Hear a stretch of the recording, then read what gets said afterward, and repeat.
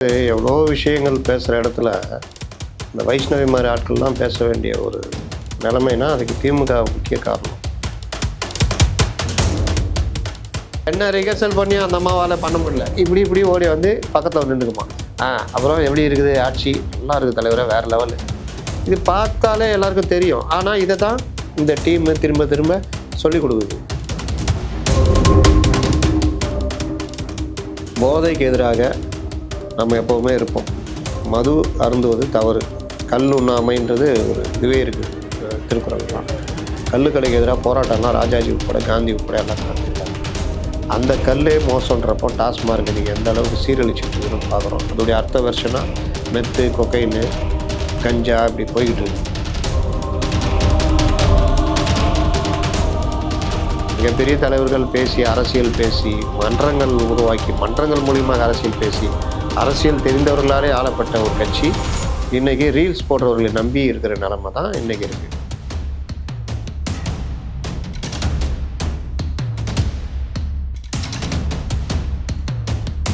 ரகரம் நேயர்களுக்கு வணக்கம். இன்னைக்கு நம்ம கூட நிகழ்ச்சியில பத்திரிகையாளர் முத்தலிப் சார் நம்ம கூட இணைஞ்சிருக்காரு. வணக்கம் சார். வணக்கம் சார். இப்போ டிஎம்கேல பாத்தீங்கன்னா வைஷ்ணவி அப்படின்றவங்க வந்து இணைஞ்சிருக்காங்க. இப்போ ஓவரால் டாக்கே அவங்கள பத்தி தான். இதுக்கு முன்னாடி டிவிகேல இருந்தாங்க.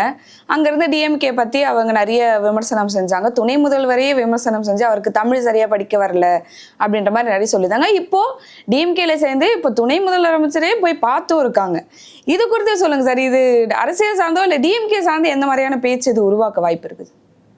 தாவைகள் என்ன வரனாங்க அவங்க இல்லை சார், இப்போ நிறைய இன்டர்வியூ கொடுக்குறாங்க, நிறைய வந்து டிஎம்கேல சேர்ந்துருக்கான பிறகுதான் நிறைய சொன்னீங்க. தாவைகள் இருந்தாங்க, என்ன வரனாங்க? தாவைகள் உறுப்பினராக இருந்தாங்க சார். அது வரைக்கும் தான் சார் தெரியும், பெருசா தெரியல. நிறைய இன்டர்வியூ கொடுத்தாங்க, அது மூலமா நல்லா பேசுறாங்க அப்படின்ற மாதிரி. எவ்வளோ விஷயங்கள் பேசுகிற இடத்துல இந்த வைஷ்ணவி மாதிரி ஆட்கள்லாம் பேச வேண்டிய ஒரு நிலைமைனா அதுக்கு திமுக முக்கிய காரணம். இன்றைக்கி இருக்கிற கலாச்சாரத்தில் இது மாதிரி ரீல்ஸ் போடுறவங்க அவங்க வந்து பார்வைக்கு ஒரு மாதிரி இருக்காங்கன்னா, அதாவது அழகாக இருக்காங்கன்னா, உடனே அதுக்கு வியூவர்ஸ் ஜாஸ்தி ஆகும்னா அவங்க என்ன வேணால் பேசலாம். கொஞ்சம் மொழி அவங்க தமிழ் சரியாக வரல உதயநிதிக்குன்னு சொன்னாங்களே, இவர்களுக்கு என்ன தமிழ் சரியாக வந்தது? ஆனால் வந்து அது ஏற்றுக்கொள்ளப்படும். அவங்க இங்கே உக்காந்துக்கிட்டு என்னென்னவோ பேசிக்கிட்டு இருந்தாங்க.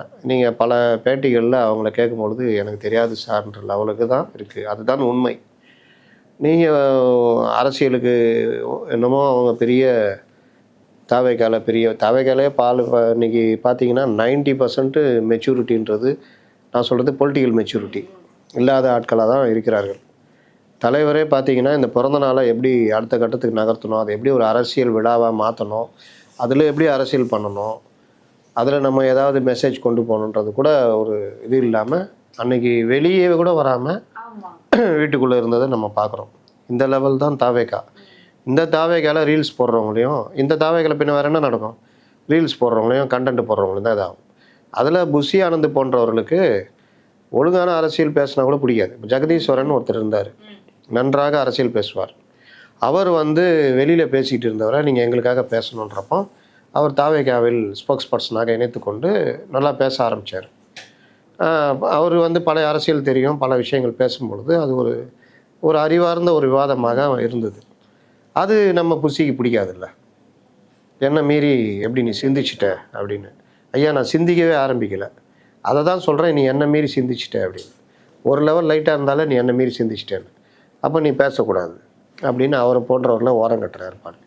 அப்படி இருக்கும் பொழுது புசிக்கு ரீல்ஸ் போட வருமா? ரீல்ஸ் போட்டால் யாராக பார்ப்பாங்களா? வைஷ்ணவிக்கு வரும். வைஷ்ணவி போட்டால் யங்ஸ்டர்ஸ்லேருந்து எல்லாம் பார்ப்பாங்க. பொண்ணு லட்சணமாக இருக்கு, சரி கொஞ்சம் மொழியில் பேசுது, அது என்ன இளவு பேசினாலும் பரவாயில்ல, பேசுறதை பார்த்துக்கிட்டே இருக்கலான்னு இப்படி தான் வியூஸ் அதிகமாக வருது. இதில் வந்து இவர்கள் பெரிய தேச சேவை செய்த போதும், இவர்கள் தாவேக்கால பெரிய பொறுப்பு வகித்தது போலவும் நான் இன்று முதல் விலகுகிறேன், அதுக்கு ஒரு லெட்டர் பேடு, தாவேக்கா லெட்டர் பேடு. இன்றைக்கி தான் என்ன வேணால் பண்ணிக்கலாம், மேம் போட்டால் ஒரு செகண்டில் ரெடி பண்ணி போடலாம். அவங்க எப்படி நீ சேர்ந்தன்னு தெரியாது, எப்படி விலகணும்னு தெரியாது. இதில் வேறு இவங்க தாவேக்கால இருந்தப்போ அவங்க அம்மா திமுகவில் இருந்தாங்களா, உடனே அவங்கள இங்கே கூப்பிட்டுக்கிட்டு அம்மாவும் பொண்ணு சேர்ந்துக்கிட்டு ஏதோ எதிர்காலத்துக்கு இவர்கள் தான் தமிழகத்திற்கு ஒளியூட்டி வழிகாட்டுற மாதிரி ஏதோ பேசியிருந்தாங்க. அதுக்கப்புறம் பார்த்தா 2 பேருமே சேர்ந்துப்பாங்க, மறுபடியும் தாய் கழகத்துக்கு அம்மா அவங்களையும் பிடிச்சி போயிட்டாங்க. இதற்கு ஒரு அமைச்சர் இணைப்பு விழாவில் ஒரு அமைச்சர். அவர் யாருன்னா அவரை பற்றிய விமர்சனங்கள் பல இந்த தமிழகத்தில் திமுகவுடைய மதிப்பு மரியாதை குறைவதற்கு முக்கிய காரணம் மொத்தமாக அவர் இருந்தார். ஆனால் அவர் வர திமுகவுக்கு பல வகைகள் லாபம், இவர்கள் யாரும் செய்யாத கொங்கு மண்டலத்தில் செய்தார் அப்படின்றதுனால அவரை தூக்கி பிடிச்சிக்கிட்டு தியாகின்ற லெவலில் கொண்டு போனாங்க. ஆனால் இது எல்லாமே திமுகவுக்கு பெரிய அளவில் டிஃபேம் ஆகிற ஒரு விஷயமா மாறுதுன்றது அவர்கள் அதை பற்றி உணரலை. வெளியில் இருக்கிற விமர்சனம் பற்றி அவங்களும் கவலைப்படல. ஏன்னா அவங்களுக்கு இந்த விஷயத்தை மடைமாற்றுறதுக்கு எப்படின்னு தெரியும். அந்த அமைச்சர் மூலயமா இவங்க சேர்ந்துட்டு இன்றைக்கி தான் தெரிஞ்சது திமுக இவ்வளோ நல்ல கட்சின்னு.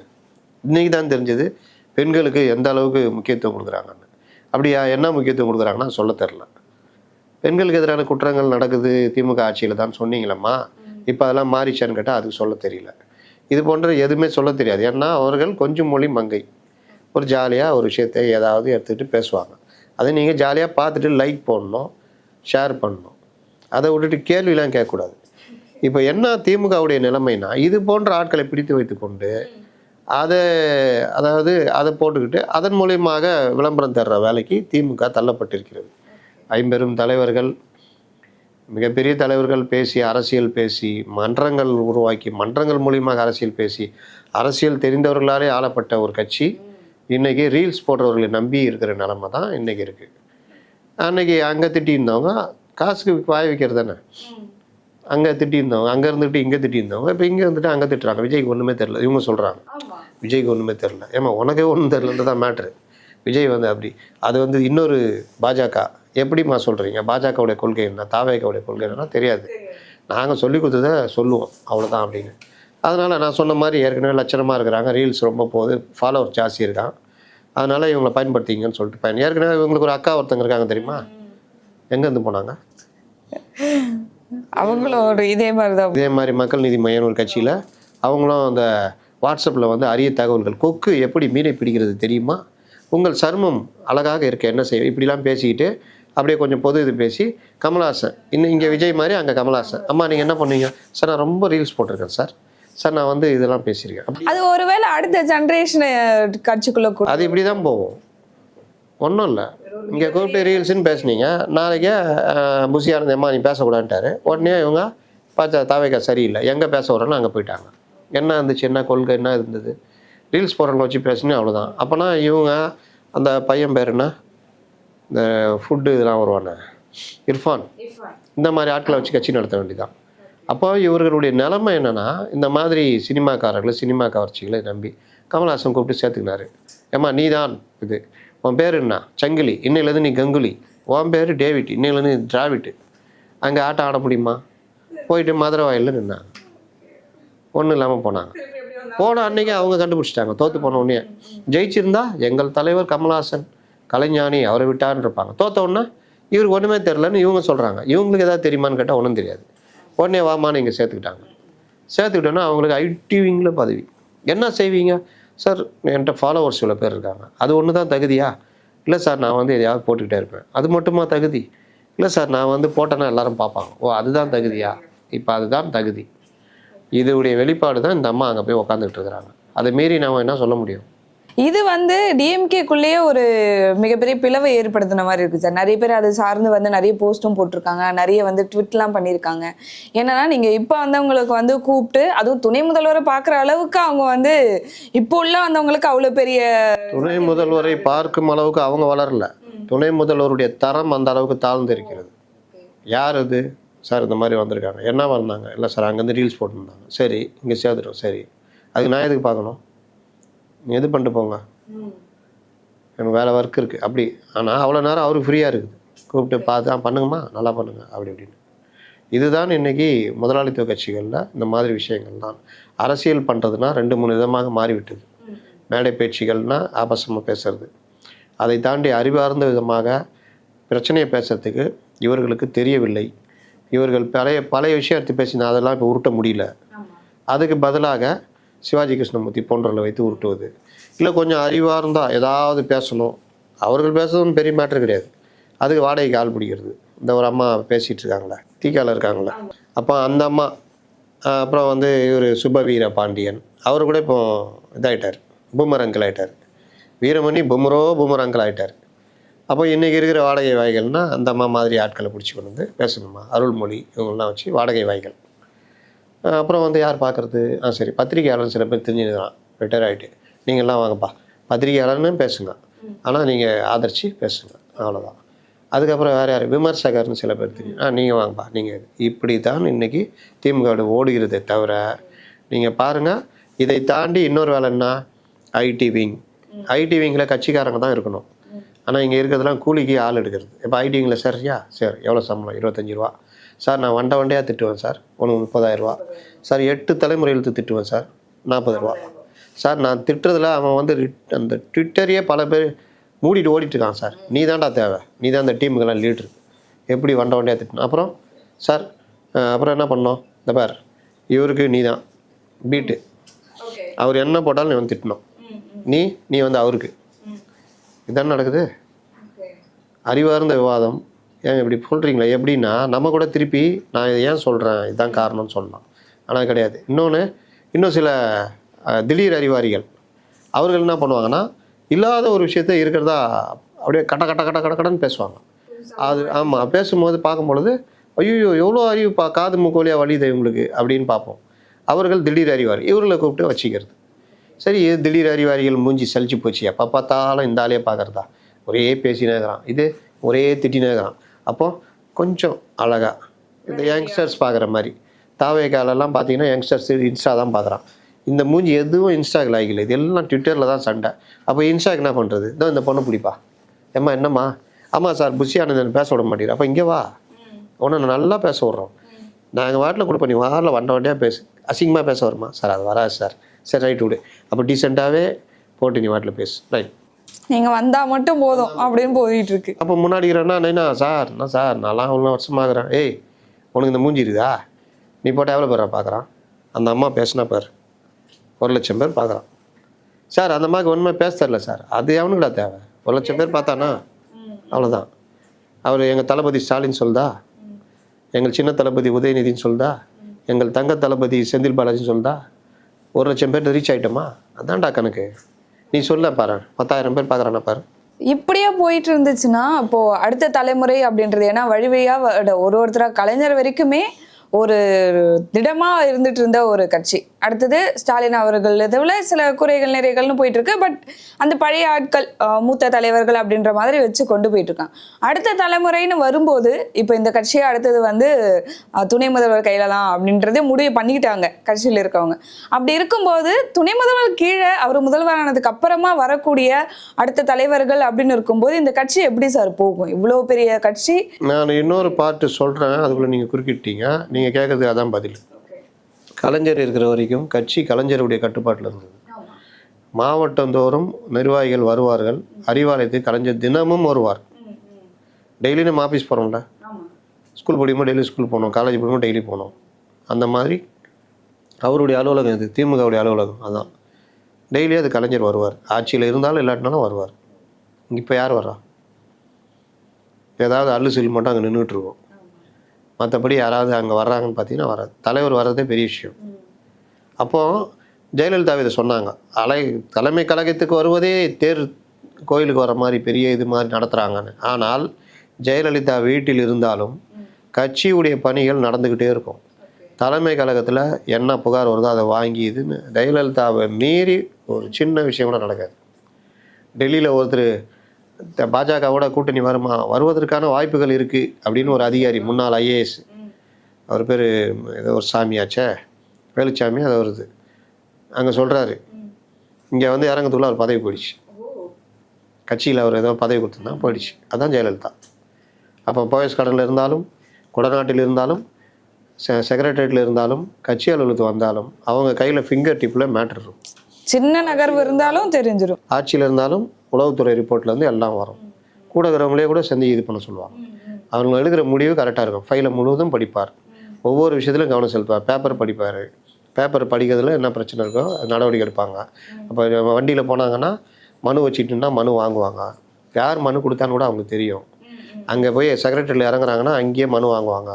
சில நேரம் எனக்கு கால் பிரச்சனை இருக்குது, நான் போய் உக்காரணும், மீதி மனுவெல்லாம் மற்றவங்கள்ட்ட கொடுத்துட்றீங்களா அப்படின்னு போயிடுவாங்க.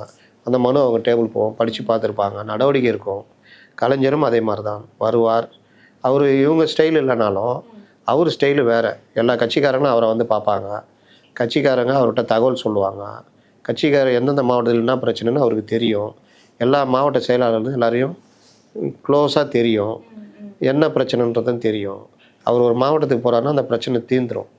கூப்பிட்டு வச்சு பேசி சரி பண்ணுவார். அவர் வந்தும் ஜெயலலிதாவும் தனக்காக ஒரு ஸ்ட்ராட்டஜி டீமை எந்த காலத்துலையும் வச்சுக்கிட்டதே இல்லை. ஏன்னா அவங்களே பெரிய ஸ்ட்ராட்டஜிஸ்ட்டுகள். அவங்களுக்கு தெரியாது ஒன்றும் இல்லை. 2016க்கு பிறகு ஒரு ஸ்ட்ராட்டஜி டீம்னு கலைஞர் உயிரோடு இருக்கும்பொழுது இவர் ஸ்டாலின் வச்சுக்கிட்டார். ஐயா நீங்கள் பனியன் சவுப் பனியன் போட்டுங்க, கருப்பு பேண்ட்டு போட்டுங்க, சைக்கிளில் போங்க. டீ வந்து வீட்டிலேருந்தே ரெடி பண்ணி ஃப்ளாஸ்கில் கொடுப்பாங்க. அங்கே டீ கார் போட்ட மாதிரி ஆற்றி கொடுப்பாரு. நீங்கள் குடிங்க, மக்கள்கிட்ட பேசுங்க, குழந்தைகளை தூக்கி கொண்டீங்க, செல்ஃபி எடுத்தா அடிச்சிடாதீங்க. நீங்கள் அதெல்லாம் அடைக்கணும். தடவை செல்ஃபி எடுத்தா சிரிச்சிக்கினே இருக்கணும். அப்படி ஒரு ஆட்டக்காரை போட்டு அடிச்சிட்டாருல, அடிச்சிட்டா தள்ளி விட்டார், அதை பண்ணிட்டாரு. அப்புறம் என்னங்க ஐயா இப்படி பண்ணிட்டீங்க? நான் என்ன தான் பண்ணோம்? சரி விடுங்க, அந்த ஆட்டக்காரனை கூட்டு வாப்பா. கூப்பிட்டு வந்து மறுபடியும் நிற்க வச்சு அவங்க கூட பேசி நல்லா விசாரிச்சுலாம் அதெல்லாம் நடந்ததா இல்லையா 2016? இதெல்லாம் வந்து டெம்ப்ளேட்டு. இயற்கையாக வர்றது கிடையாது. ஒரு தலைவனுக்கு எல்லாமே இயற்கையாக வரணும். இது டெம்ப்ளேட்டு. நீங்கள் காரில் போகிறீங்க சார், ஒரு குழந்தைங்க கையாட்டிக்கிட்டு நிற்கும். நீங்கள் டக்குன்னு நிறுத்தி சாக்லேட்டு கொடுக்குறீங்க, டக்குன்னு பேசுகிறீங்க, பேனா கொடுக்குறீங்க சார். சார் நீங்கள் போகும்போது டக்குன்னு ஒரு புதுமண தம்பதி அப்படியே வர்றாங்க, இறங்கி அவர்கள்ட்ட பேசிவிட்டு மொய் கொடுக்குறீங்க. அது எப்படி மொய் கவர் மட்டும் கவரில் போட்டு கரெக்டாக வருது? இதெல்லாம் பண்ணுறீங்க சார். கேமரா அங்கே ரெடியாக இருக்கும், எல்லாம் ரெடியாக இருக்கும். அந்த கான்வாய் கூட இந்த இடத்துல வந்து நிற்கணும்னு தெரியும். அவ்வளோ தூரம் இந்த மாதிரி உருவாக்குனதில் என்ன தான் பண்ணாலும் உங்களோட பெரிய ஸ்ட்ராட்டஜிஸ்ட்டு ஜெயலலிதா. அதை அவங்க நிரூபிச்சுட்டு போயிட்டாங்க. 2016 உங்களுக்கு பெரிய தோல்வி, பெரிய அளவில் அதிர்ச்சி அவருக்கு. 2019 ஜெயலலிதா மறைஞ்சிட்டாங்க, கலைஞர் மறைஞ்சிட்டார். அதுக்கப்புறம் தான் இந்த ஆதிக்கம், இந்த மாதிரி புது புது லகுட பாண்டிகள் எல்லாம் வர ஆரம்பித்தாங்க. பத்திரிகை துறையில் இருக்கிறவங்க அவங்க ஐயா தலைவரே எனக்கு தெரியும், ஏன்னா இவங்களுக்கு தெரியாதுல்ல. அப்போ இவங்களுக்கு தெரிஞ்சதை காமிக்கும் போது என்கிட்ட கொஞ்சம் சரக்கு இருக்குது சார் அப்படின்னு. அப்போ நீ வந்து அது சார், என்கிட்ட இந்த சரக்கு இருக்குது, நீ வந்து இது, இப்படியே வந்து உக்காந்துக்கிட்டு ஐடி விங்க அந்த விங்க இதுன்னு. அதுக்கப்புறம் இந்த ஸ்ட்ராட்டஜிஸ்ட்டை கூப்பிடுவா அவனு. அந்த பேரே இப்பதான் சார் ரீசெண்டாக தான் சார் நிறைய பேருக்கு தெரிய வருது, இப்படிலாம் வச்சிருக்காங்களா அப்படின்றதே மக்கள் நிறைய பேருக்கு இப்பதான் தெரியவே வருது. 2019 யார் இல்லாட்டினாலும் திமுக கூட்டம் தான் ஜெயிக்கும். ஏன்னா 10 வருஷம் ஆச்சு. ஜெயலலிதா மறைவு, ஸ்டாலின் 2018 புதுசாக தலைவராக வராரு. ஸ்டாலின் மேலே ஒரு பெரிய மரியாதை மக்களுக்கெல்லாம் இருக்குது. ஏதோ செய்வார், அமைதியான ஒரு அவர், ரொம்ப பாசம் உள்ள ஒருப்பா அப்படி இப்படின்னு சொல்லி எம்பி சீட்டு ராகுல் காந்தி தான் அடுத்த பிரதமர். ஏன்னா 5 வருஷத்தோட ஆட்சி மாறும். 2019 ராகுல் தலைமையில் ஆட்சி அமையும். ஆனால் ராகுல் தான் பிரதமர்னு இவர் சொல்லிட்டார் வேறு இங்கே ஸ்டாலின். ராகுலா மோடியான்றப்போ இங்கே நமக்கு ஏற்கனவே ஆன்டி பிஜேபி மைண்ட் செட் எல்லாம் சேர்ந்து இவர்கள் தான் ஜெயிப்பாருன்னு தெரியும். இதுக்கு எதுக்கு ஸ்ட்ராட்டஜி டீமு? இதுக்கு ஜெயிக்கிற கட்சிக்கு, அதாவது இந்த தள்ளுன்னு வானே அந்த மாதிரி ஒருத்தர் லாங்லேருந்து செய்ய வந்துடுமா, அந்த மாதிரி இவர் பிரசாத் கிஷோர் தள்ளுன்னு தள்ளி வண்டியை ஸ்டார்ட் பண்ணி விட்டார். அது முடிஞ்சோன்னா 21 இவர்கள் செஞ்ச ஒரே வேலை கிரவுண்ட் ரியாலிட்டி கொஞ்சம் எடுத்துகிட்டு கூட்டணி கட்சிகளை எப்படி காயடிக்கிறதுன்ற வேலையை பண்ணான். திருமாவளவனா 6 சீட்டு தான், சிபிஎம்மா 6 சீட்டு தான். இந்த வேலைக்கு மட்டும் பிரசாந்த் கிஷோர் பயன்பட்டார். கேட்டால் பிரசாந்த் கிஷோர் சொல்லிட்டாரு அதிக சீட் நிற்கணும், உங்களுக்கு இவ்வளோ தான் அப்படின்னு. ஆதவ அர்ஜுனா தான் எல்லாத்தையும் பேசுனது. அப்போ அவர் அங்கே இருந்தார். அவரும் ஒன்றும் அரசியல் அறிந்த பெரிய இதெல்லாம் கிடையாது. இந்த ஸ்ட்ராட்டஜி டீமில் கூட சேர்ந்து ஒர்க் பண்ணார். மேம்பட்டவரெலாம் சுற்றி இருந்தார், அவ்வளோதான். அப்போ அவர் அந்த ஒர்க்கை பண்ணுறாரு, அந்த இது நகருது. அப்போவும் நீங்கள் தான் ஜெயிக்க போகிறீங்க. அப்போ அது தெரிஞ்ச ஒரு விஷயம் தான். அப்போவும் ஒழுங்கான ஸ்ட்ராட்டஜி பண்ணியிருந்தால் கூடுதல் சீட்டு வந்திருக்கும். நீங்கள் என்ன ஸ்ட்ராட்டஜி பண்ணாலும் நீங்கள் 160 165 சுருங்கிட்டீங்க. அவர்கள் 75 வரைக்கும் வந்துட்டாங்க. அப்போ அவர்கள் வெற்றியை உங்களால் தடுக்க முடியல. 20% 22% இருந்தவங்க 39%க்கு ஏறி வந்துட்டாங்க. ஒன்றும் இல்லாமல் போனவங்க 75 தொகுதிகள்னால் 12 எம்பி சீட்டு ஜெயிக்கிற லெவலுக்கு முன்னேறி வந்துட்டாங்க. அவர் பண்ண தப்பு, டிடிவியை கொஞ்சம் சேர்த்துருந்தானா 100 சீட் அடிச்சிருப்பார். அப்போ அந்த தவறையும் அவர் செய்தார். அது உங்களுக்கு லக்கா போடுச்சு. அப்போ ஸ்ட்ராட்டஜி அப்படின்னு. அப்போ இவர்களால் சொந்தமாக சிந்திக்கும் திறன் இல்லை. இப்படி திரும்புங்க தலைவர்னா அப்படி திரும்பி நிற்கணும். இன்றைக்கி ஜெயிலர் படத்தில் ரஜினி போட்டுற கண்ணாடி மாதிரியே போட்டுங்க தலைவர் அப்படின்னா போட்டுக்குவார். தலைவரை நீங்கள் பாக்யராஜ் மாதிரி இந்த மஃப்ளர் போட்டு ஊட்டிக்கு போங்கன்னா அப்படியே போவார். கூட இருக்கிற ராசா குளிராதா, அவர் சாதாரண வேஷ்டி சட்டையில் இருப்பார். இவர் மட்டும் மஃப்ளரு, பேண்ட்டு, ஷூவு, கையில் தடி, இதெல்லாம். தலைவரை வாக்கிங் போகிறீங்க, 4 பெண்கள் ஓடி வராங்க, உங்கள்கிட்ட குறைய சொல்கிறேன். வாக்கிங் போகிற இடத்துல பெண்களை விடுவாங்களா? அந்த இடத்துல சிக்கின்னு ஓடி வருவாங்க. அது ஓடுறத பார்த்தாலே செட்டப்புன்னு தெரியும். ஏம்மா ஸ்டார்ட் ஓடுமா அப்படின்னா டக்குன்னு ஏன் ஓடி வர்றீங்க? அதில் ஒரு அம்மா இப்படி ஓடிறோம். அது என்ன ரிஹர்சல் பண்ணி அந்த அம்மாவால் பண்ண முடியல. இப்படி ஓடி வந்து பக்கத்தில் வந்து நின்றுக்குமா. அப்புறம் எப்படி இருக்குது ஆட்சி? நல்லா இருக்குது தலைவரை, வேறு லெவலு. இது பார்த்தாலே எல்லாருக்கும் தெரியும். ஆனால் இதை தான் இந்த டீமு திரும்ப சொல்லிக் கொடுக்குது. நீங்கள் தலைவரை எங்கே போங்க. இதில் வேற 5 6 ஆளாளுக்கு யாராட்ட காசு இருக்கோ அவங்கெல்லாம் டீமை ஃபிக்ஸ் பண்ணிக்கிறது. ஆமாம். அப்போ ஒருத்தர் திடீர்னு கொண்டு வர்றாரு, தலைவரை ரூவாக்கு நான் தான் தலைவரை கண்டுபிடிச்சேன்னு. எல்லாருமே தான்டா போடுறான். ரூ 15, ரூ 20, ரூ நம்ம தானே போடுறோம். நீங்கள் ஏதாவது போடுறீங்க? ஆமாம் சார். கூ ஏதாவது போடுறீங்க? இல்லை சார். ஜூ இல்லை சார். ரூ தானே போடுறீங்க. நானும் அப்படி தான் போட்டுக்கிட்டு இருக்கேன். ஆனால் இவங்க இன்னைக்கு தான் கண்டுபிடிச்சிட்டோம். தலைவர் ரூ ஏன் இது வேணாம். அதுக்கப்புறம் சொல்கிறாங்க, ஏய் அது உலக குறியீடியா. இது உலக குறியீடா? நான் ஏதோ இந்த பாஜக கொண்டு வந்து நினச்சிக்கிட்டேன். சரி விடு, இருந்தாலும் சொல்லிட்டோம் பண்ணுவோம் அப்படின்னு. 2 நாளைக்கு அந்த இது ஐஸ்கிரீம் அப்படியே இருந்துச்சு. அப்புறம் உருகி போச்சு. என்னையா நீ நீ வர்றதுக்கு முன்னாடி அந்த ரூ இருந்துச்சு, இப்போவும் அந்த ரூ இருக்குது. நீ சொன்னதுனாலலாம் கிடையாது. அது எழுத்து, தமிழ் எழுத்து. ரூபாய் அப்படின்றது சுருக்கம் ரூ. அதை தூக்கி போட்டு சுற்றுனீங்களா இல்லையா? இதுக்கு ஒரு ஸ்ட்ராட்டஜி டீம், அதாவது தங்கம் தென்னரசு டீம்.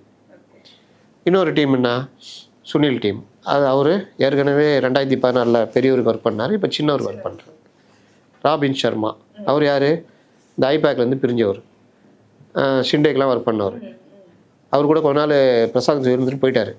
அந்த ராபின் சர்மா இப்போ லேட்டஸ்ட்டாக மகாராஷ்டிராலாம் ஒர்க் பண்ணார். இந்த இவங்களுக்கு சந்திரபாபு நாயுடுலாம் ஒர்க் பண்ணார். அவர் தான் இந்த 7500 பேட்டி பெகன் ஒரு இது கொடுத்தாங்க ஷிண்டே. அதனால் பெரிய அடி அவங்களுக்கு. யாருக்கு? சிவசேனாதுக்கெலாம். அந்த டீம் இப்போ பொங்கலுக்கு 7500 5000 கொடுப்பாங்க. ஏன்னா ராபின் சர்மா டீம் இங்கே வந்து ஒர்க் பண்ணுது ஆச்சா. அப்புறம் ஐபேக்கில் ஒரு டீம். இது எல்லாம் போக மிச்சம் சுச்சம் இந்த ஸ்ரீஜியா யாரோ ஒருத்தருக்குறாப்புல அந்த டீம். இவ்வளோ டீம் இருக்கா சார்? இதுக்கு முன்னாடி இவ்வளோ விஷயங்கள் இன்னும் இருக்கதா சார்? அதுக்கப்புறம் செந்தில் பாலாஜிக்கு ஒரு டீம், அது ஒரு டீம்.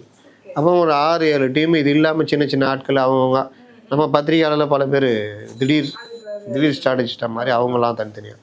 இப்படி இது இல்லாமல் பத்திரிகையாளர்கள் இந்த சமூக வலைதளம் எல்லாத்தையும் வச்சுக்கிட்டு அப்படி ரத கஜ துராதிபதிகளோட அப்படியே வராங்க. அது வரும்பொழுது அப்படி போகும்போது, சார் அந்த பொண்ணு சார் நல்லா பேசு சார், எங்கேப்பா இருக்குது? தாவேகல்லாம் இருக்குது சார், கொண்டு வந்துடலாம் சார்.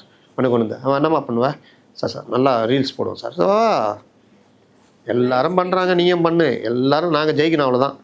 இந்த அப்படி துட்டு இருக்குது, அதனால் வா எல்லாரும் பண்ணு. நாளைக்கே வேறு யாராவது வரதா இருந்தால் கூட வா. காளியம்மாள் வந்துருங்க காளியம்மாள், நீங்கள் ஏன் கஷ்டப்படுறீங்க? ஒரு எம்எல்ஏ சீட்டு கொடுக்குறோம், பேசுங்க, சீமானை திட்டுங்க, அதனால கொஞ்சம் ஓட்டு வரட்டுமே. இப்படி எதை தின்னா பித்தம் தெரியணும், யாரை வேணாலும் சேர்த்துக்கிறதுனால தான் இந்த இது. இப்போ ஸ்ட்ராட்டஜின்னு இவங்களுக்கு சொந்தமாக கிடையாது. ஆளுக்கு போட்டு இழுக்கிறதுனால இந்த ரூ அசிங்கப்பட்டாங்களா? அதை விட பெரிய அசிங்கம், மலைவாழ் மக்களை காப்பதற்காக நம் தலைவர் செய்த பணிகளை பாராட்டி நைரோபி நாட்டில் மலைவாழ் மக்கள் பாராட்டுகிறார், இதோ பாருங்கள் அப்படின்னு மறந்துட்டோம். ஐயோ என்னடா இவருடைய புகழ் அவ்வளோ தூரம் இதுக்கு பின்னாடி ஏதாவது இருக்கணுமே அப்படின்னு கீழே கமெண்ட்டில் போய் பார்த்தா, டேய் $33 கொடுத்தா அவன் யாரை வேணாலும் பாராட்டுவான்டா அப்படின்னோடனே. அப்படியானோடனே அவன் இங்கே ஒருத்தர் என்ன பண்ணிட்டார், $33 கொடுத்து அவரை பாராட்டி போட்டார். காமெடியாக போச்சா இல்லையா? இது தேவையா? அவனை கூப்பிட்டு அது யோசிக்க மாட்டாங்களா சார்? இது இவ்வளோ அளவுக்கு டெக்னாலஜி வளர்ந்துருக்கும் போது நம்ம ஒன்று செஞ்சால் மக்கள் கண்டுபிடிச்சிருவாங்க. 50 பேரை சேர்த்துக்கிறீங்க, தலைவர்கிட்ட போய் யாராவது இம்ப்ரெஸ் பண்ணணும். ஒருத்தர் என்ன பண்ணுறாரு, தலைவரை இம்ப்ரெஸ் பண்ணோம். சார் நான் வந்து மாற்றுத்திறனாளி கிரிக்கெட் விளையாடுவேன் சார். அப்படியா? சூப்பர். ஆமாம் தலைவர்கிட்ட நான் கூப்பிட்டு போகிறேன். யார்? ராஜகண்ணப்பன். ஆமாம், இப்போ ராமநாதபுரத்துலேருந்து கூப்பிட்டு வர்றார். கொஞ்சமாவது கிராஸ் செக் பண்ணுமா அவனவன். கூப்பிட்டு வந்தோன்னே இவரும் வாங்க நல்லா பண்ணுறீங்களாப்பா சார், இப்போ தான் விளையாட போகிறேன் சார், போயிட்டு வாங்க. இவர் போய் நல்லா நாச்சியப்பன் பாத்திர கடையில் போய் 2 கப்பு, அதே எப்படா ஒரு உலக கோப்பைக்கு 2 கப்பு கொடுப்பான். 1 கப்பு வாங்கின்னு நைனா கிட்ட மறுபடியும் அதே அமைச்சர், அதே ஐஏஎஸ் அதிகாரிகள், அதே எஸ்டிஏடி, அது ஒரு எஸ்டிஏடி இருக்குது. ஒரு பிளேயரா அவன் பிளேயர் இல்லையான்னு பார்க்கறது கூட இல்லை. எஸ்டிஏடி எல்லாம் கூட தலைவரே நாங்கள் வாங்கிட்டோம், மாற்றுத்திறனாளிகள் இது பாகிஸ்தானை ஜெயிச்சோம், அதை வேற சொல்லிட்டு. அப்படியா? பரவாயில்ல. எங்கே நடந்துச்சு, ஏது நடந்துச்சு, எந்த கிராஸ் செக்கும் இல்லை. போலீஸ் டிபார்ட்மெண்ட்டு, இன்டெலிஜென்ஸு யாரும் இவங்களுக்கு கிராஸ் செக் பண்ணல. முடிஞ்சிச்சா? அப்புறம் வாங்க நீங்கள் அப்படி சின்னவரையும் பார்த்துருவோம் அப்படின்னு இவர் அமைச்சர் சின்னவரை பார்த்தோன்னா அங்கே வேறு கப்பு கூட்டு போனவருக்காக தெரிய வந்தாலே என்ன அங்கே இந்த கப்பு அது ஏதாவது ஒரு கதை சொல்லியிருப்பான். அப்புறம் தலைவராக எதுன்னு வெளியே நம்ம பத்திரிகையாளர். ஏய் எல்லாம் முடிச்சு தனி பேட்டிங்க, எந்த பத்திரிக்கை? நான் அந்த சேனலுங்க, பெரிய சேனல், தனி பேட்டி எடுத்தால் வேறு லெவல் போகும். அப்படி சரி நீயாவது எடுக்கிறியா? ஏப்பா காரில் தான்டா போயிட்டு வரீங்க. நீ world cup disability world cup disable world cup இது கிரிக்கெட்டு யார் கேப்டன்? அவன் பார்த்தா உத்தரப்பிரதேசில் யாருக்கும் தெரியாமல் உட்காந்துருக்கான் கேப்டன். ஏன்னா அவ்வளோதான் லெவலு. மகளிர் கிரிக்கெட்டுக்கே பெரிய இது கிடையாது இதுக்கு. அதுக்கப்புறம் எப்போ யாரோ கண்டுபிடிக்கிறாங்கன்னு நினைக்கிறேன். இதில் வேறு இவருக்கு தகுந்த பணி வழங்கும்படி நாங்கள் இது பண்ணுறோன்னு எஸ்டிஐடிலேருந்து அரசு பணி வழங்கணும், எஸ்டிஐடிலேருந்து ஒரு லெட்ரு வேறு கொடுத்தாங்க. இதுதான் நிலமை. அப்போ தெரியுதா இவர்களை அந்த ஒரு அந்த செட்டப்பே யாரும் எதுக்கு பற்றி அக்கறை இல்லை. திடீர்னு வந்துட்டு தலைவர்கிட்ட போய் நிறுத்தணும், அது மூலிமா நம்ம பேர் வாங்கிக்கணும். தலைவரை இந்த மாதிரி ஆப்பிரிக்காவில் உங்களை பார்த்து ஜிங்கர் ஜிம்பா நான்டாங்க தலைவரை, இது பாருங்கள் உங்களை வாழ்த்தி போட்டிருக்காங்க அப்படின்னு அப்படியான்னு நம்புகிறாங்க. ஆனால் நீ $33 கொடுத்த மேட்டர் வெளியில் வந்தோன்னா அசிங்கமாக போகுது. இப்போ இந்த மாதிரி யாராவது இம்ப்ரெஸ் பண்ணோன்னு இந்த இதே இதனுடைய மக்களை இம்ப்ரெஸ் பண்ணோன்னு சொல்லிட்டு இந்த வேறு சில வேலைகளை அப்படி இப்படி பண்ணுறது. இதில் இம்ப்ரெஸ் பண்ணுறது மட்டும் வேணாம், அவர்களையும் அடிச்சுக்கிட்டே இருக்கணும். பிஜேபியும் ஏடிஎம்கே எதிரியாக காமிச்சிக்கிட்டே இருக்கணும். இவர்கள் ஒன்றுக்கு உதவாதவர்கள், எடப்பாடி தவழ்ந்த பாடி, அடிமைப்பாடி, அந்த பாடி இந்த பாடின்னு போட்டு அவர் அடின்னு அடி, டவுசர் போட்டு படுத்துக்கிட்டு இருக்கிற மாதிரி கார்ட்டூன் போடு, அதை பண்ணு இதை பண்ணு, அது பேச பொருள் ஆகட்டும், இன்னும் 10 பேர் அதே படத்தை எடுத்து போடுவோம், அப்போது நமக்கு தான் அது லாபம். இப்படி எல்லாம் இது மாதிரி தான் இன்றைக்கி அந்த விஷயங்கள் ஓடிட்டுருக்கு. Okay sir. ஸோ வைஷ்ணவி எப்படியோ சேர்ந்துருக்காங்க, இதுக்கப்புறம் என்ன செய்கிறாங்க, இல்லை அப்படியே மறைஞ்சு போயிடுவாங்களா அப்படின்ற அவ்வளோதான். கொஞ்ச நாள் அப்படி இப்படி இருப்பாங்க, அப்படி இருப்பாங்க, சொல்ல முடியாது. இந்த கட்சியிலலாம் நாளைக்கே சின்ன ஒரு ஆளாக வர்றாருன்னா அப்படியே வைஷ்ணவி கொள்கை பரப்பு செயலாளர், கொள்கை பரப்பு துணை செயலாளர் ஆயிடலாம், திடீர்னு எம்எல்ஏ ஆயிடலாம். அதனால வைஷ்ணவிலாம் பகச்சிக்காது. Okay sir. அடுத்தது சீமான் அவர்கள் வந்து இந்த மாதம் 15ஆம் தேதி கல்மரம் ஏறி அவங்களே வந்து கல் இறக்குனாங்க, பனைமரம் ஏறி. இப்போ அடுத்ததான் நேற்று ஒரு வீடியோ வெளியிட்டு இருந்தாரு. அதில் வந்து அடுத்த மாதம் 10ஆம் தேதி ஆடு மாடுகளுக்கான மாநாடு வந்து நடத்த போகிறோம், அன்பு சொந்தங்கள் எல்லாரும் வாங்க அப்படின்னு சொல்லிட்டு அழைப்பும் விடுத்திருக்காரு. இது குறித்து நிறைய விமர்சனமும் வந்திருக்கு சார். இது வந்து பின்னோக்கி இழுக்கிறாரு, பிற்போக்குத்தனமாக இருக்குது, திரும்ப ஆடு மாடு மேய்க்க போக சொல்கிறாரு, அதை வந்து அரசு பணி ஆக்கணும்னு சொல்கிறாரு, நம்ம எல்லாம் படித்து வெளியே வேலை அப்படின்னு போகலான்னு பார்த்தா இவர் இப்படி பேசிட்டு இருக்காருன்ற ஒரு விமர்சனமும் இருக்குது. இதை குறித்து நீங்கள் என்ன நினைக்கிறீங்க? உண்மையாகவே பின்னோக்கி தான் இழுக்கிறாரா சீமான்? எனக்கு இப்போ கல் இறக்கும் போராட்டம் நடத்தினாரு, அது ஒரு வரவேற்க தகுந்த விஷயம். ஏன்னா கல் என்பது ஒரு உணவாக அங்கீகரிக்கப்பட்ட ஒன்று தான் அப்படின்றதுக்கான போராட்டங்கள் தொடர்ச்சியாக போய்கிட்டு இருக்குது. மது போதை அப்படின்னால டாஸ்மார்க்குன்னு மாறி போச்சு, ஆங்கில மதுக்கள். அப்போது இயற்கையாக நம்ம தமிழ் மக்கள் கல்லை தான் ஒரு போதை வஸ்திரமாக பயன்படுத்தியிருக்காங்க. அது போதைக்கு எதிராக நம்ம எப்போவுமே இருப்போம். மது அருந்துவது தவறு, கல் உண்ணாமைன்றது ஒரு இதுவே இருக்குது திருக்குறள்லாம். கல்லுக்கடைக்கு எதிராக போராட்டம்லாம் ராஜாஜி உட்பட காந்தி உட்பட எல்லாமே நடத்தியிருக்காங்க. அந்த கல்லே மோசன்றப்போ டாஸ்மார்க் இன்றைக்கி எந்த அளவுக்கு சீரழிச்சிக்கிட்டு இருக்குன்னு பார்க்குறோம். அதோடைய அடுத்த வெர்ஷனாக மெத்து, கொக்கைன்னு, கஞ்சா இப்படி போய்கிட்டு இருக்குது. நம்ம அடுத்த தலைமுறைகள் மிக மோசமாக போய்கிட்டு இருக்குது.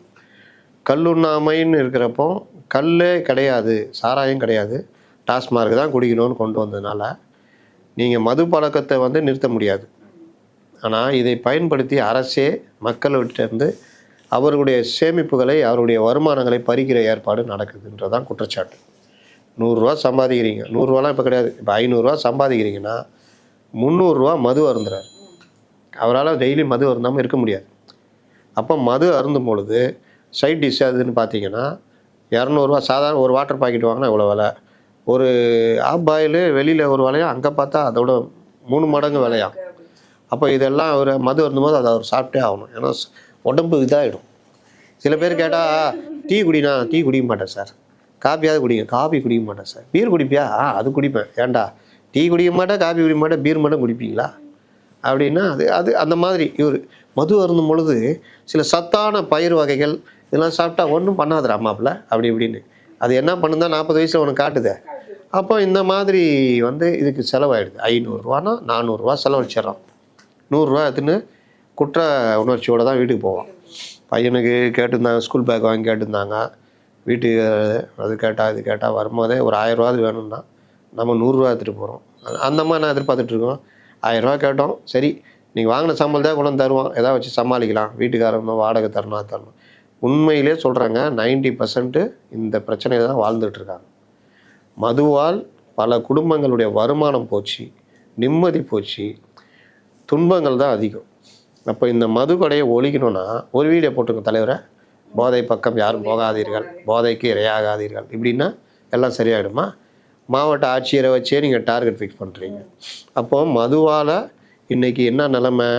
மதுவுடைய வருமானம் முழுவதும் மதுக்கடைக்கு போயிட்டு நீ வீட்டில் ஒன்றும் கொண்டு போகாமல் அதனால் சண்டாகி குற்ற உணர்ச்சி ஆகி பொண்டாட்டி பிள்ளைங்களை அடிக்கிறது, கொல்றது, இல்லாட்டி அவனை கொல்றது, இல்லாட்டி அவன் தற்கொலை பண்ணிக்கிறது, இல்லாட்டி அவன் எங்கேயாவது திருடி மாட்டிக்கிறது, ஆக மொத்தத்தில் குடும்பம் வழங்காமல் போகும். சரியா? இந்த மது இருக்கட்டும், டாஸ்மாக இருக்கட்டும், ஒன்றும் பண்ண முடியாது. கடை கல் இது மாதிரி வச்சுக்கும். 500 குடிக்கிறவன் அங்கே 100 மிஸ் பண்ணி 400 வீட்டுக்கு கொண்டு போய் கொடுப்பான். உடம்பும் கிடையாது, இயற்கை. வேறு என்ன பண்ணுறது? சாவணும்னு முடிவு பண்ணிட்டேன், அதை கொஞ்சம் நாள் பொறுத்து சாவிடான்னு நம்ம சொல்கிறோம். இவர்கள் அப்போ கல் இது அது ஊயின்னு சொல்லி பிரச்சனை. என்ன கேட்டால் அந்த பனைமர தொழில் இப்போ ஒன்று புதுசாக கிடைப்பேன், வருஷத்துக்கு 25 நாள் தான் அதில் இது வேலை. அதற்கு எதற்கு இவர் சொல்கிறார் அப்படி இப்படின்னு? 25 நாளோ 65 நாளோ அதிலிருந்து பனைப்பொருட்கள் ஏராளமாக வருது, அதனால் அந்த விவசாயிகள் பிழைப்பாங்க, அதை ஏன் தடுக்கிறேன்? அவ்வளோதான் கேள்வி. நாசகரமான விஷயங்கள்லாம் வச்சுக்கிட்டு இருக்கும்போது இது அனுமதிக்கிறவனுன்னா பிரச்சனை இருக்குது. கல் குடிக்கிறவன் ஒரு பர்சன்டேஜ் இருப்பான், மீதி அந்த பதநீர், பனை வெல்லம், அந்த பனை சார்ந்த பல விஷயங்கள் இருக்குது. எதுக்கு? அப்புறம் அப்போ இது சீமான் பண்ணார், அது ஒரு பிரச்சாரமாக கொண்டு போனால் நல்ல விஷயம். ஆடு மாடுகளை பாதுகாக்கணும், அந்த மாதிரி விஷயங்கள்லாம் கரெக்டு. ஆனால் அவர் இன்னொரு எண்டுக்கு போயிடுறாரு, இதை நான் அரசாங்க தொழிலாக்குவேன், நான் அது பண்ணணும். ஆனால் பண்ணை வைத்து சம்பாதிக்கிறதுன்றது நீங்கள் பல பேர் திரும்பிக்கிட்டு இருக்கான் பார்த்தீங்களா? ஐடியில் இருந்துட்டு ஒரு லெவலில் அவனுக்கு வெறுத்து போயிடுது, ஒரே யந்திரத்தனமாக வாழ்க்கை. அங்கே இருக்கும் போதே அந்த சம்பாத்தியத்தில் 200 ஏக்கர் 50 ஏக்கர் 100 வாங்கி போட்டு ஆடு மாடு வளர்ப்புல பெரிய வருமானம் இருக்குது. அன்றைக்கி கூட நான் பேசியிருந்தப்போ ஒருத்தர் சொன்னார், ஏங்க இந்த ஆடு வளர்க்கில் வருஷத்துக்கு வர்ற வருமானம் ஐடியில் கூட சம்பாதிக்க முடியாது அப்படின்னு. அது ஒரு இயற்கை முறைக்கு மாறுறது, அது ஒரு வகையான நம்ம பல விஷயங்களை மாற்றிட்டோங்க. இன்றைக்கி செல்ஃபோனு இந்த மாதிரி விஷயங்கள்லாம் டவர் வச்சு சிட்டுக்குருவினே ஒன்று இல்லாமல் போச்சுங்க. நான்லாம் பார்த்துருக்கேங்க என் வாழ்க்கையில். எங்கள் வீட்டிலலாம் கூடு கட்டும், எல்லாம் இதே ஊரில் தான் இருந்திருக்கும், இதே புதுப்பேட்டையில் தான் இருந்திருக்கும். குருவி கூடு கட்டும், ஃபேனில் சில சமயம் அடி போட்டுரும், நம்ம அதுக்கேற்ற மாதிரி ஏற்பாடு பண்ணுவோம். அந்த கூடெல்லாம் மாற்றிலாம் வைப்பாங்க. வேற சிட்டுக்குருவி இல்லாத இடங்களே இல்லைன்றது. இன்றைக்கி சிட்டுக்குருவி காட்சி பொருளாக மாறிடுச்சா? ஊட்டி ஒரு தடவை போகிறேன், அங்கே சிட்டுக்குருவியை பார்த்தோன்னே செல்ஃபோன் எடுத்து ஃபோட்டோ பிடிக்கிறோம், அந்த அளவுக்கு தான் ஆயிடுச்சு சிட்டுக்குருவி. இன்றைக்கி தலைமுறையை சிட்டுக்குருவியை பற்றி கேட்டால் யாராவது நேரில் பார்த்துருக்க மாட்டாங்க, கிராமத்தில் இருந்தவங்க பார்த்துருப்பாங்க. இங்கே இல்லாமல் போச்சு இல்லை. சில இடங்களில் கேட்குறேன், இங்கே டவரே இல்லை, என்னங்க ஏங்க கேட்டால், சார் உறுதியாக இருக்கும் சார், இந்த மாதிரி அழியுதுன்றதுனால நாங்கள் டவரை வைக்கக்கூடாது அப்படின்றதுல உறுதியாக இருக்கணும். அப்போ அந்த மாதிரி விஷயங்கள், இது எல்லாத்துக்கும் ஒரு இயற்கையை பாதுகாக்கணுன்றதுல சீமானுடைய நிலைப்பாடை மறுக்கவே முடியாது.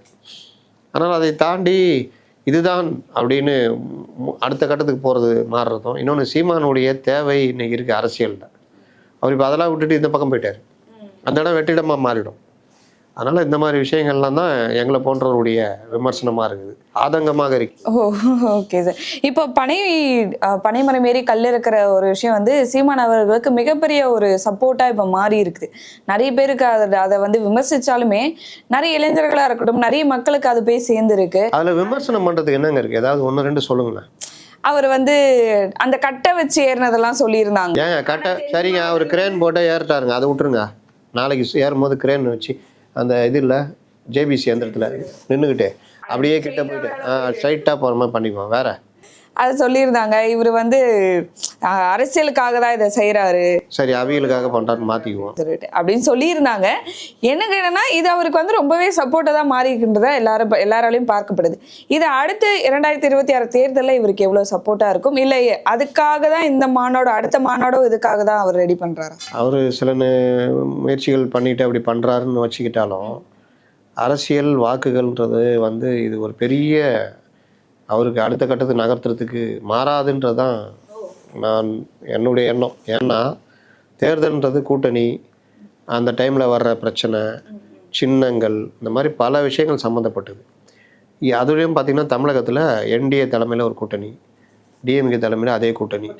இந்த ரெண்டும் பெரிய சின்னங்கள், உதயசூரியன், ரெட்டை இலை, இவர்களுடைய இன்ஃப்ராஸ்ட்ரக்சர் கீழே வரைக்கும் இவர்கள் பணம் கொடுக்கறது, வாக்குக்கு பணம், இந்த மாதிரி பல விஷயங்கள் 2 பேருமே ஆதிக்கம் செலுத்துவாங்க. இவர் போட்டு இவர் வாக்குக்கு பணம் கொடுக்க முடியாது, பிரச்சாரம் மட்டும் போவார். இந்த மாதிரி பிரச்சாரத்தை ஏற்றுக்கிறது ஒரு கும்பல் ஏற்றுக்கும், அவர்கள் வாக்களிப்பார்கள். இவர்களை பிடிக்காதவர்கள் சீமானுக்கு வாக்களிச்சுட்டு இருந்தாங்க, இல்லை நோட்டாக்கு போட்டுருந்தாங்க, இல்லை திடீர்னு அண்ணாமலை வந்தோன்னா அண்ணாமலைக்கு போட்டிருந்தாங்க. இப்போ அதுவும் மாறி விஜய் வந்திருக்காரு. இப்போ இந்த மாதிரி ஒரு செக்ஷன், இளைஞர்கள் செக்ஷன்லாம் கேட்டிங்கன்னா விஜய்க்கு வாக்களிப்பாங்க. ஏன் கேட்டால் விஜய்க்கு போடுவோம், போடுவோம், புதுசாக வரட்டும், நல்லூர் வல்லூர் இது வரைக்கும் ஊழல் பண்ணாதவர், நாளைக்கு அது பண்ணால் அப்புறம் பார்த்துக்கலாம், அப்புறம் மாற்றிப்போம், இப்போ வரைக்கும் அவர் நல்லவர், இப்படி இவ்வளோ அதில் வந்து சீமான் வந்து பாதிக்கப்படுவார் அப்படின்றது என்னுடைய எண்ணம். பர்சன்டேஜ் கொஞ்சம் குறையும் அப்படின்றது.